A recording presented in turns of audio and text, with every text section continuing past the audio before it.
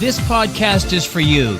Your co-hosts, Ben Dodge and Eric Huso at Effect Epic Consulting, believe that your potential is limitless. Tapping into this potential is how you can affect epic results in your life, relationships, and business. Welcome to the Principles of Epic Growth. What's up, Eric? How are you, brother? I'm good, man. Today, we get to really dig deep into culture, and I honor you for the culture that you've created, and I can't wait to jump into that. Like the culture that you created at your work and the leadership you demonstrated has been incredible, and anyone who's been at that school will know and feel the difference. And so it's going to be awesome to just break that down a little bit and talk about the importance of culture. Yeah, no, I love this topic of culture. It really is the application of a lot of these principles that we talk about. So when we've discussed commitment, we've discussed intention and authenticity, alignment, etc. All these principles, when they're put into practice, it creates what we call culture. So that's what we'll be talking today is, how do we put it into practice, not only in our business, professional life, but also in our home, in our personal life as well. Yeah, I'd like to just mention that in the beginning as we're talking about this. It's going to be really easy to think of these giant Titan type corporations and the cultures that they have, like the Googles and the Apples and the Southwest Airlines and so forth. But the fact of the matter is these principles apply to even if you're a teenager at home. If you're a member of a sports team and you're not necessarily the captain or the leader or the coach, you can be an employee, you can be a business owner, you can be a husband, you can be a mom, you can be, whatever it is that you're at in life, you're definitely creating a culture with everything you say and do, either negatively and inadvertently creating a crappy culture or intentionally creating a really good one. And the fact of the matter is culture is really like a key component to your success in whatever you're trying to do. And it's totally up to you. You can absolutely influence the culture that you have and create your culture around you, regardless of your position and status and title. Absolutely.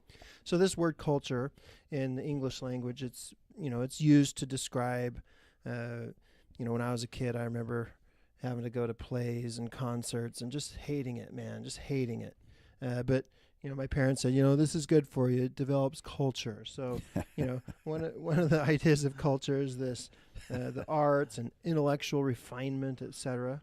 Another idea of culture is you go to different countries, and every country has a different culture, right? So, what their norms are, what their customs are, what it's like, what they eat, yeah. So just on that note, by the way, this form of culture that you're talking about from just countries or even within our own country, right? Like you can go to the South versus, like the Northwest. Yep.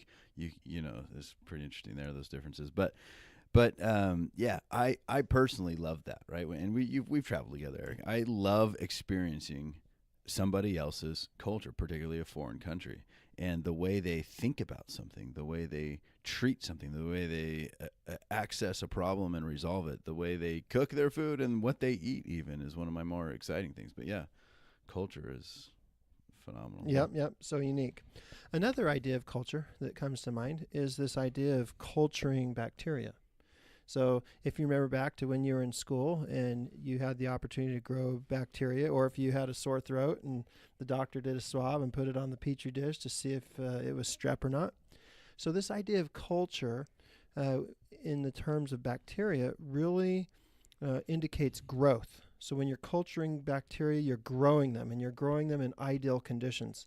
And that's the thing that I want to run with today with culture is when we have the right culture, we've created an environment where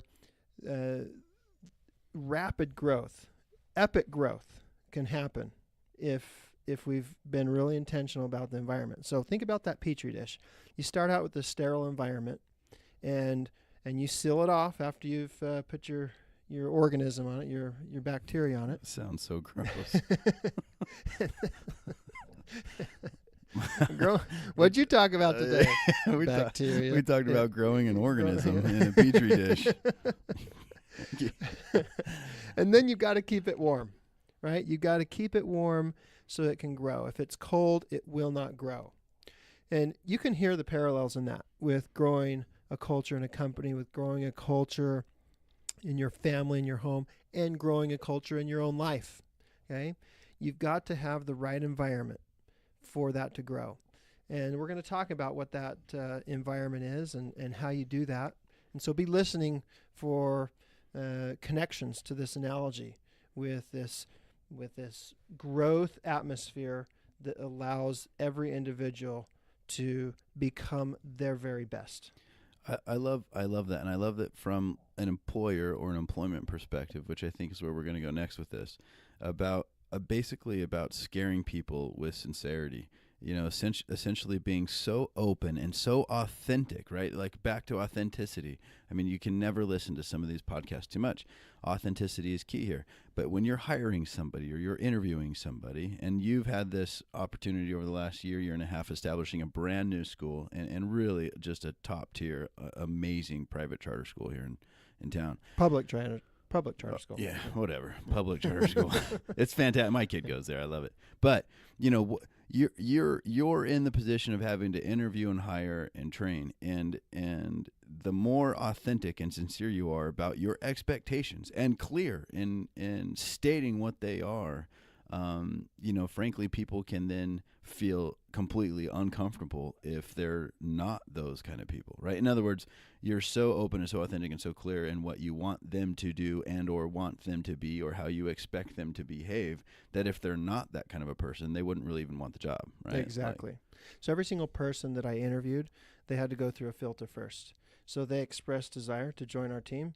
I sent them a document that's entitled Commitment to Our Culture. Commitment to our culture. And then I outlined the principles of the culture that I wanted to create. So I created this document before I interviewed and hired my first employee. I love it. Okay. And so right from the start, I knew exactly the environment that I wanted. I knew exactly the kind of teacher that I wanted. And I wanted this culture because I wanted this high growth environment, not only for all my employees, but I also wanted this high growth environment for all the students that go. And they did experience the fruits of that. So what happened? So you send this document out. Yep. It's this commitment to our culture. Yep. Was this something they were supposed to read and then bring to the interview, like an awareness of it, and have a conversation about it? Yep. Okay. So they read it. I asked them to spend some time with it. Even if it was a face-to-face interview, I brought copies of it and said, hey, take 5 minutes. Like, don't feel rushed. I really want you to spend some time with this. Find something that really calls to you. Find something that really aligns to you. Find something that you're like, you know what, I'm not sure if I'm ready for that. Find something that might not be a strength that you have a question about. Like, what does this look like? I want to see how committed they are from the beginning. I want to see how hungry they are, how teachable they are.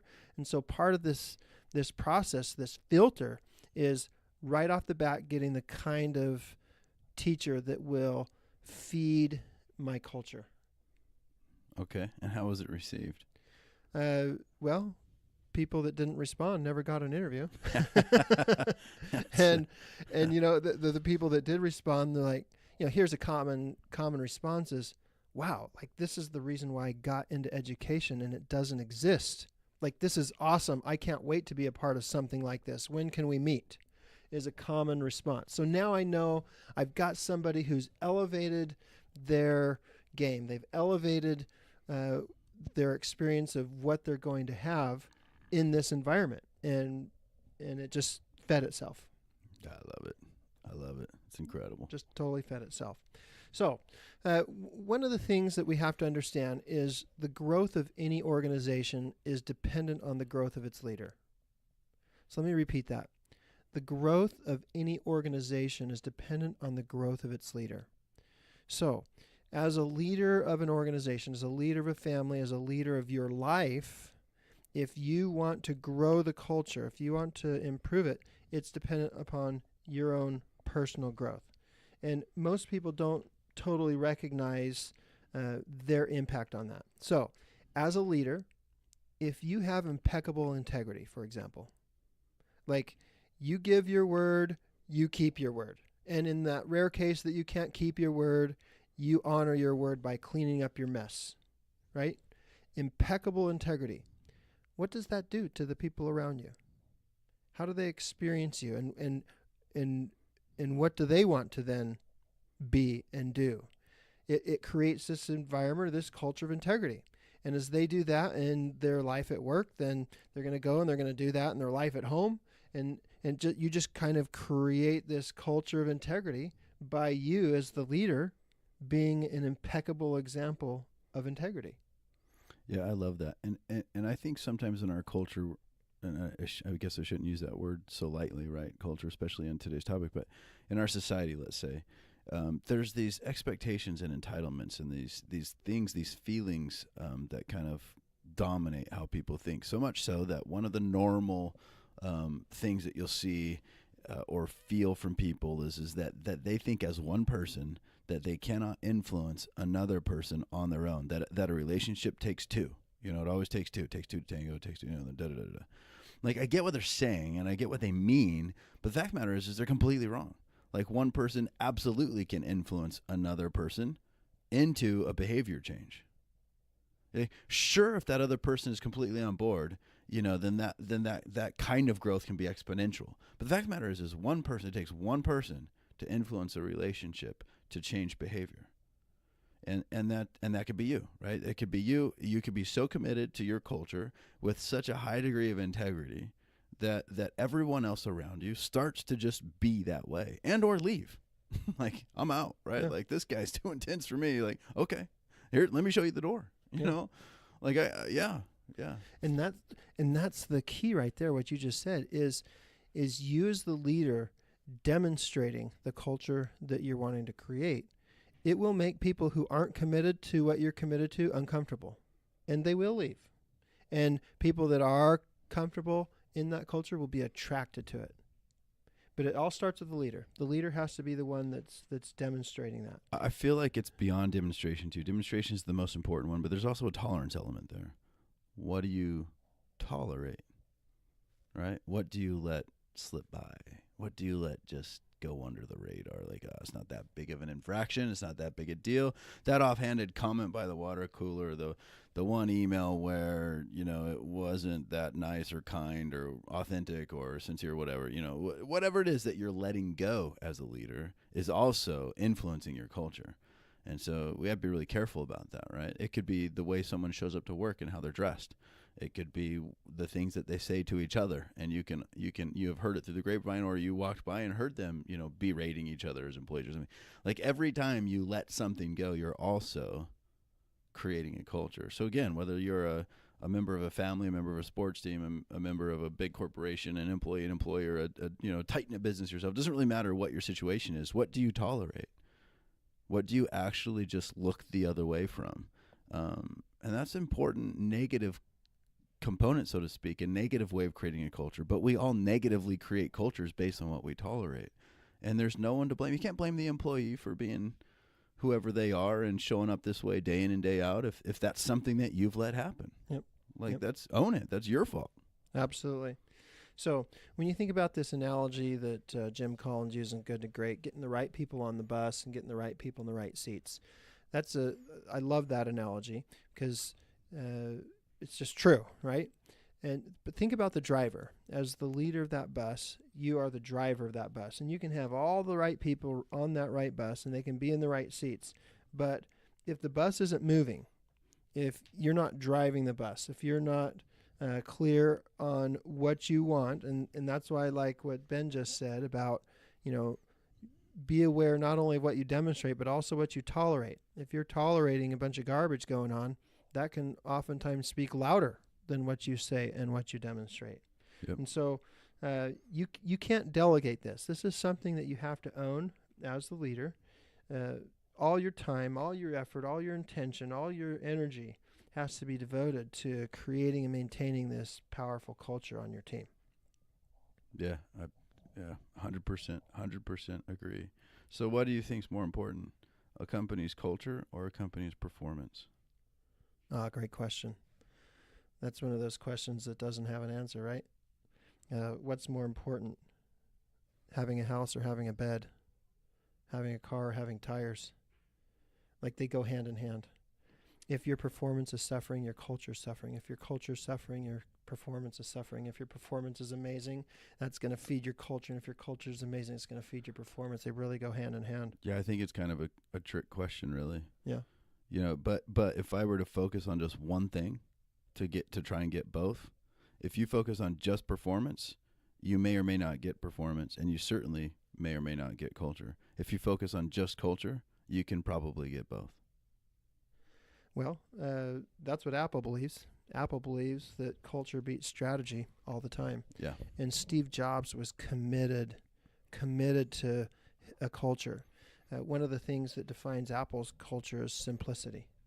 You know, the iPhone has one button on it. Simple. And Steve Jobs had thousands of really good ideas that were brought to him, and he would just say no, no, no, no, because he was committed to simplicity. So Apple just has a few little products, you know, a couple versions of the iPhone, a couple versions of the iPad, a couple versions of the iMac, etc. And you go to the PC world, and there's thousands of models of a laptop and thousands of models of a desktop, and it's just just a stark contrast of the culture of Apple versus the culture of some of its competitors, because Steve Jobs was committed to this culture of simplicity, and over he demonstrated that, and you can see the results of it. I feel like if you focus on only performance, you experience burnout, you experience a high degree of unsatisfaction or dissatisfaction because it's too result oriented. Now, results are crucial and they're critical. That's why you're in business. And we need results, yeah. Absolutely. But to ignore the importance of culture as a means to getting your results is a fatal mistake. You'll have high turnover. You'll have highly dissatisfied and angry and grumpy employees. You know, and I've experienced this in the different companies over the years that we've owned and operated and built, and that we've worked with. Yeah, it's incredible. It's incredible how often and how easy it is to default to thinking to the bottom line. Okay, I need X amount in sales. I need X amount in gross revenue. I need X amount of cuts in, payroll and whatever, just to make things work. And they get so performance and results oriented that they end up creating here again, right? They end up still creating a culture that way. They just created a negative one. Yep. They created one where people aren't necessarily happy to be there. And that's like huge for unproductivity and all kinds of stuff. Absolutely. Another analogy: a fruit tree. If you are a farmer and you're growing fruit, your product, your result is fruit. And if all you do is focus on the fruit, you're not going to get the yield that you're looking for. So to get the fruit, you have to focus on the root. If you focus on the root, then you'll get the yield. And if you think of culture as the root, your culture is rooted in what you're committed to. It's rooted in your values. If you keep that healthy, if you keep that fertilized and growing and getting everything that it needs, then you're going to get the fruit. So culture is not the end. Like, you don't go out there like, what do I do? Well, I feed roots. No. Culture is a means to the end. The means to get to the end, which is to have fruit. And if you are really focused on the root, knowing that it's going to bring fruit, then you don't have to worry about this question of what's more important, your culture or your performance, because they go hand in hand. One of the things I really like that you said that bears repeating, and this is another way of looking at or defining culture, is what are you committed to and what do you value? Taking action towards those two things is what really defines what your culture is. And you think about that. What about the guy that's so committed to the money, so results oriented that he's taking all action as an employer towards that? As an employee, how do you feel sometimes towards those guys, right? Like, the culture they created, of course, is obviously, potentially a very negative one. And so just what are you committed to and what do you value? It's okay to be committed to success and to be some, mega billionaire with your company. That's fine. But what do you value? And do your employees, for example, share those values? And do they feel like they're valued? Are they high on that list? And again, in your family, what are you committed to with your family? And what do you value? And do those around you feel of that commitment and of that value? Because that's inadvertently or intentionally, you're creating a culture based on what you're committed to and what you value. Absolutely. And this is why copying someone's culture never works. So in athletics, you've got teams like the San Antonio Spurs that are known for having a phenomenal culture. Well, why doesn't every NBA team in the world copy their culture and duplicate their success? Well, they try. They don't succeed. You look at great businesses like Apple. You look at great businesses you've already talked about, like Southwest Airlines. You know how many airlines have tried to copy that low-cost model of Southwest Airlines and have failed? Because you can't copy the culture. The culture has to be intentionally created by the individual company, what you just said. It's rooted in what you're committed to and what you value. So if you try to just skip, you're just taking a big old tree and you're digging up the roots and you're planting it without really digging down and doing a proper transplant. That tree's going to die, and it's not. You can't copy that. So you have to properly answer those two questions that Ben just talked about. What am I committed to, and what do I value? And then you build your culture around that. Then that's when you can build your own successful culture, where you're authentically living and operating in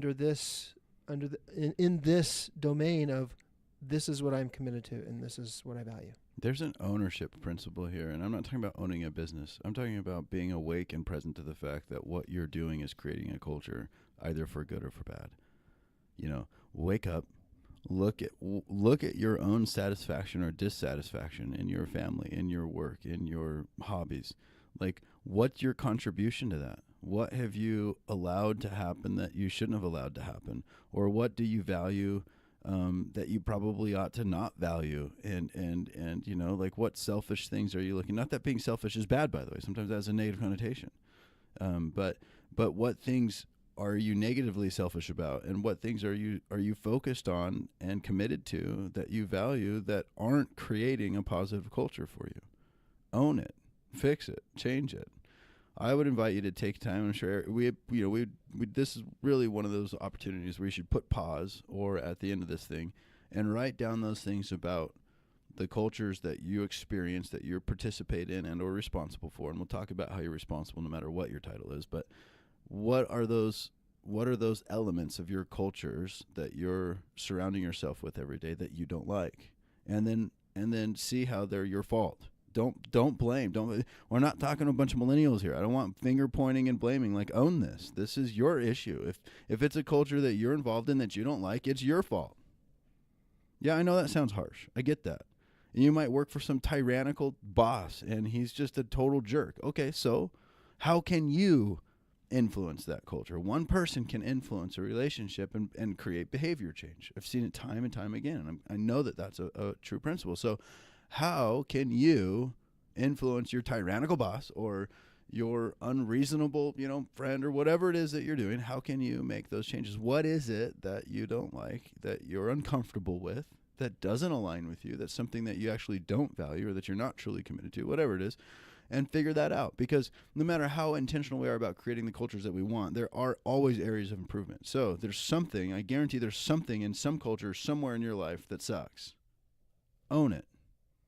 Like, don't just, I'm glad that you're listening to this, but don't just listen to this. Listen to this and take some sort of action. Figure out what part of this culture that you're experiencing at work, at home, hobby, school, play, whatever, that doesn't feel good. And like nails on a chalkboard, like, fix it. It doesn't have to be like nails on a chalkboard. It can be incredible. It can be amazing. It can be entirely up to you. Love it. Love it. So we talked earlier about culture being driven by the leader. We used the bus analogy, etc. And Ben, you just brought up something really important, that, well, what do I do if I'm not the leader? What do I do if I'm in the back of the bus? Can I still influence the culture? And I love what you just taught about owning it and not blaming, well, our leader sucks. The driver of the bus is blind.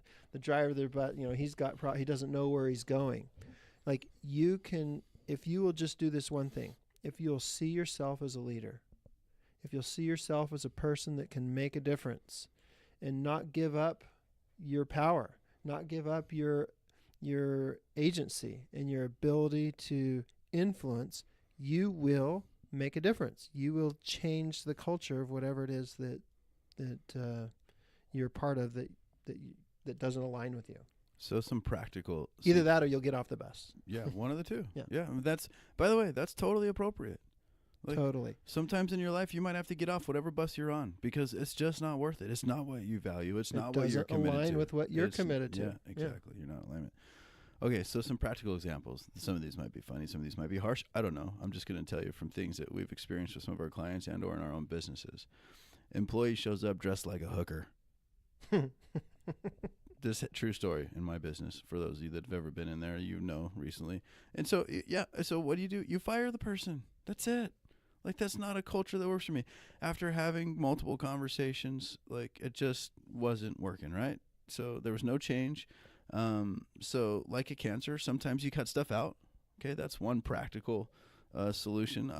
Obviously you have to apply that differently in your life on what culture you're talking about. But sometimes you get off the bus, right? Or you have that person get off the bus. Okay. What about the occasional, happy hour that your boss institutes or that you want to do? Like, okay, great, but it's more than just an occasional happy hour, right? But I'll tell you the sum total. Let me say it this way: the sum total of small things creates a really powerful culture as well. So in my office, one of the things that I do with all my staff every day, I come in and the first thing I do every day is I sit down at each of their desks, wherever they're at, and I spend at least 3, 4, 5 minutes with them to see how they're doing. What was their day like yesterday when they went home? How was their family? What the heck is going on in their life? Because I value them. I value them and how they feel, and I want them to know that. And that's one of the ways that I can do that is I can take time. Time is money, by the way. So I'm taking that time and I'm investing it into them because I value them. And so I check in like a thermometer every day just to make sure that they're okay. And if they're not okay, how can I help? I don't necessarily want them to bring their drama to work. I don't want to be their counselor, or anything like that. But I want to know how they're doing, and if there's something I can do, I want to do it. So there's that. There's the occasional, hey guys, like, yeah, let's go to lunch on me. Let's just go. Like, you guys did great today. Let's go to lunch. Or it's been a really hard week. Let's just, lunch is on me. We had a lot going on, whatever it is. Over the years, most of the time we'll have some kind of corporate or company-wide goals. And when we meet them, I'll take all of them and their spouses or significant others on a cruise. Why not? So, there's a billion different things that you can intentionally do. And the sum total of all those small things could be incredible for a culture. Another thing that I'll often do is there's a soda shop. I don't drink soda. I think it's stupid. But my staff loves soda. And there's these soda shop stores that, specialize in different kinds of, flavors of soda, I guess. Mm-hmm. Whatever. So I'll be coming back from an appointment with a client or a court or something, and I'll just call them and say, hey, I'm going to stop by the soda shop. Text me your order. And they'll all text me their order, and I'll bring them all their specialty, sodas or whatever. But, little things like that make a big difference. Also, what do I tolerate? I'll hear some murmuring in the background, somebody complaining about a client or another employee. Over the years, this has happened. That's a zero tolerance policy for me. That doesn't exist in my culture, nor should it. And so I'll have conversations and explain how I don't care how angry that customer is or that client is. Like, they're our client. Like, we have, a duty to them and a loyalty to them. So it doesn't serve us to be, pissed off talking behind their backs about it. And employee to employee, no thanks. I'll sit them both down in my office, and we get real awkward real fast. Why do you guys feel this way towards each other?